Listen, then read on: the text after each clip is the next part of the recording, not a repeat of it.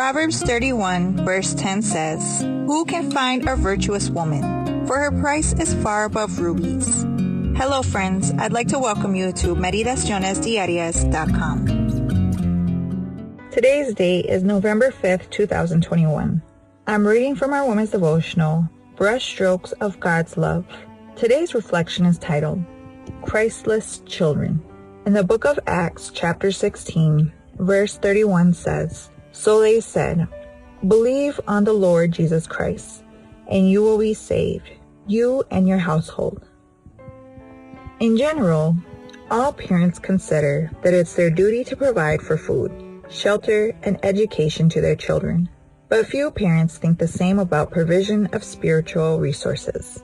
Aren't we responsible to provide our children with a religious education that allows them to know who Christ is and develop a personal relationship with Him? When children are taught to put their tender trust in Jesus through short, simple prayers, uplifted in all innocence and with genuine faith, they're being granted a spiritual inheritance that will be with them the rest of their lives. It's as vital as formal education. Children who don't know Jesus and don't know there are angels constantly with us learn to fend for themselves against aggressions in their environments and become violent because they don't bear in mind that God fights their battles for them. In the lives of children who grow without Jesus, fear may become a pathological anxiety. During the first stages of infancy, a child learns to know God through his parents. They are God's representatives to him. They should show him the difference between a punishing, punitive God and a God whose authority is based on love. In adolescence, the concept of God becomes broader, and if the teenagers have had good guidance in childhood, they will see God as their best friend and will want to include Him in all their activities. Secular education emphasizes preparation for this life. Undoubtedly, this is valuable and important. On the other hand, religious education is for this life and the life to come.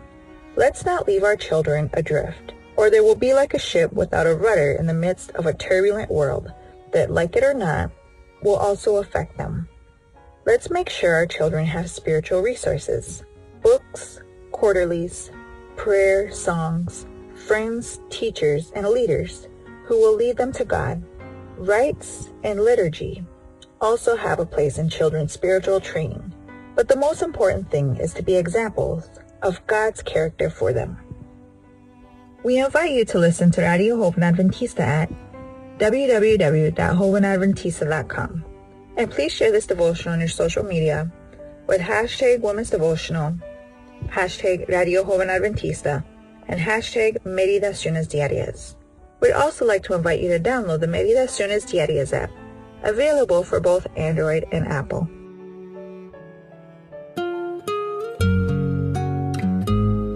I'd like to say thank you for visiting us here at meditacionesdiarias.com. May you have a blessed day.